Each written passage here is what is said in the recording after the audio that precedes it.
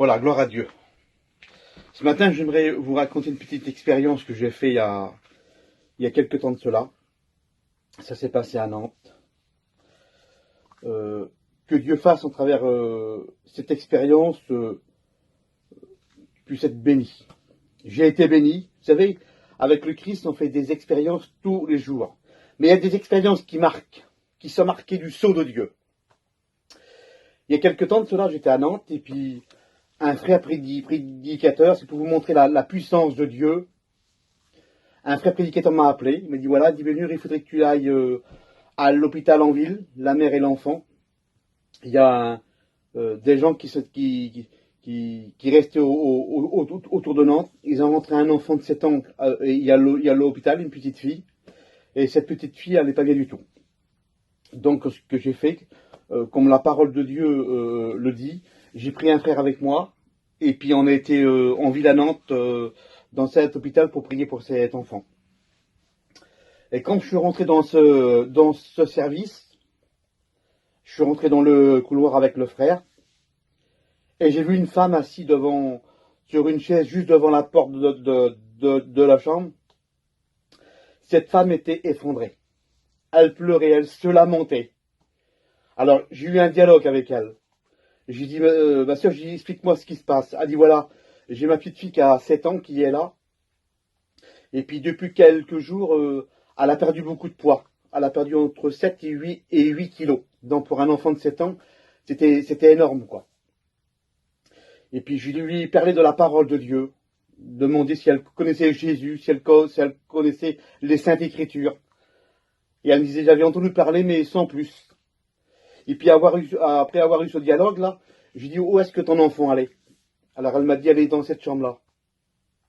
Et je suis rentré dans cette chambre.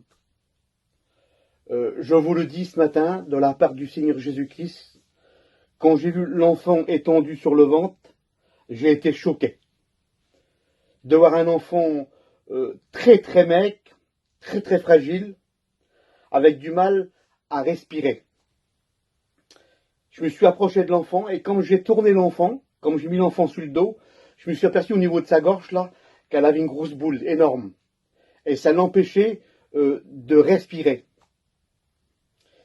Et puis j'ai dit au frère qui était avec moi, son enfant, je dis son enfant, on va prier le Seigneur.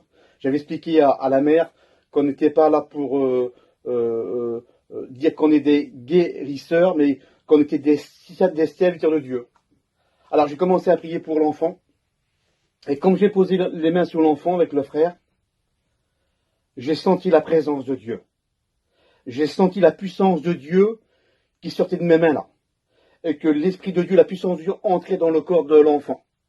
Et juste au même moment, il y a une dame qui est venue. Il y a une infirmière qui est venue. Elle dit, monsieur, il faut que vous sortez. Le pronostic de l'enfant, il est engagé. Elle peut décéder à tout moment. Donc, elle dit, madame, dites-moi qu'est-ce que vous allez lui faire. Elle dit, voilà, on va plonger l'enfant dans un coma profond, parce que là, elle souffre. Il faut qu'elle soit alimentée par un appareil. Donc, qu'est-ce qu'on a fait? Je suis resté un peu avec la mère, ils ont pris l'enfant, et puis 2 heures après, comme la gaduque elle est venue nous revoir, elle dit, voilà, l'enfant a été plongé dans un coma, et la mère a demandé des explications. Et puis la gaduque dit, voilà, on y a attaché ses mains, on y a attaché ses pieds, elle est entubée, et puis il faut attendre 5 jours.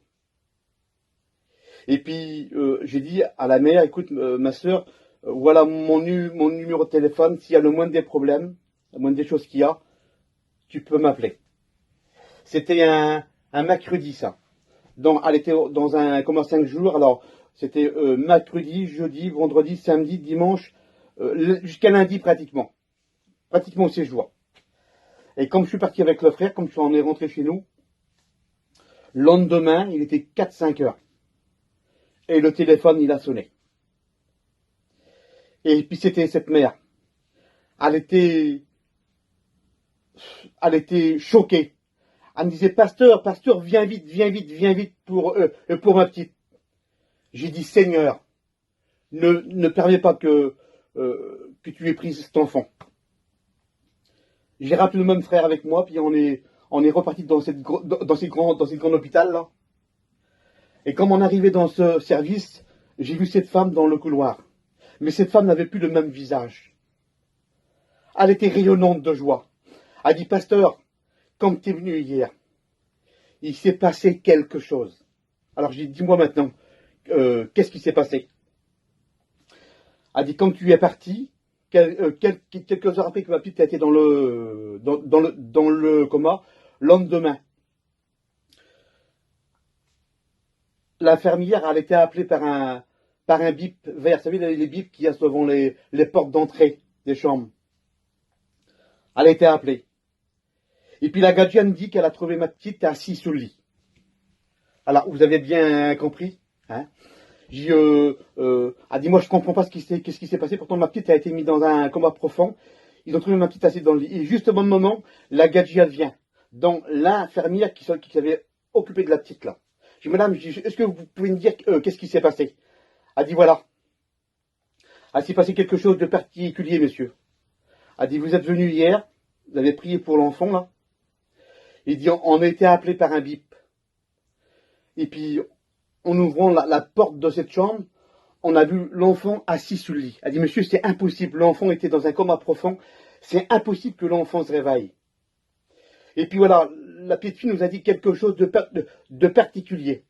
Alors je dis, madame, dites-moi. Elle dit, voilà. La petite fille me dit qu'il y a un monsieur qui est venu en blanc. Un monsieur, il est venu en blanc. Et ce monsieur-là, il aurait détaché les pieds. Elle avait descendu aux pieds. Il aurait détaché les mains. Et puis il lui a dit, voilà, tu vas enlever le tuyau que tu as dans la bouche. Dès que l'instant qu'elle a dit ça, j'ai regardé le frère qui était avec moi et j'ai tout de suite compris. Et la gardienne me dit, monsieur a dit, il n'y a pas de messieurs dans ce service, on n'est que deux dames. Et là j'ai compris. J'ai dit, Samson, le Seigneur est venu visiter l'enfant. Alors je vous dis pas la mère, nous dans le service, on rend des gloires à Dieu. C'était une chose terrible. Alors j'ai dit, madame, je veux voir l'enfant maintenant. Elle dit, monsieur, dit, les médecins l'ont pris. Ça va demander un temps. Si vous voulez rester avec la mère, vous pouvez rester. Ça va certainement me demander un temps. Donc je vais rester avec la mère au moins plus de 2 heures. Et puis l'infirmière est revenue 2 heures plus tard. Elle dit, voilà, vous pouvez venir voir l'enfant, on l'a mis dans une chambre. Et quand je suis rentré dans cette chambre-là, j'ai vu toute la puissance de Dieu. J'ai ouvert la porte de la chambre, j'ai vu l'enfant assis sur le lit, en train de peigner ses petites poupées. Voyez? Alors, je vous dis pas. Je vous dis pas. Alors, je me suis tout de suite avancé de l'enfant là, et puis j'ai enlevé son maillot. Elle avait une grosse boule au niveau de la gorge. Et quand j'ai enlevé le maillot là, elle n'avait plus rien du tout. La femme, elle était en sanglots. Elle glorifiait le nom de Dieu. Nous, on était en train de glorifier le nom de Jésus, celui qu'on sert. J'ai dit, fille, je dis, tu vas me dire maintenant. Je voulais que la petite me dise. Elle dit, voilà, il y a un gradjo en blanc qui est venu. Il m'a détaché les pieds. Il m'a détaché les mains. Et puis, il m'a dit ces mots. Tu vas enlever le tuyau que tu as dans la bouche. Alors moi, qu'est-ce que j'ai fait? Venant d'un enfant, c'était trop clair. Elle a dit, moi, je l'ai enlevé. J'ai enlevé le tuyau de ma bouche. Dans un ministère, ça marque. C'est une chose terrible devant Dieu. C'est un jour qui a resté gravé dans mon cœur. Et puis il a dit, voilà, j'en ai déduit, moi, par rapport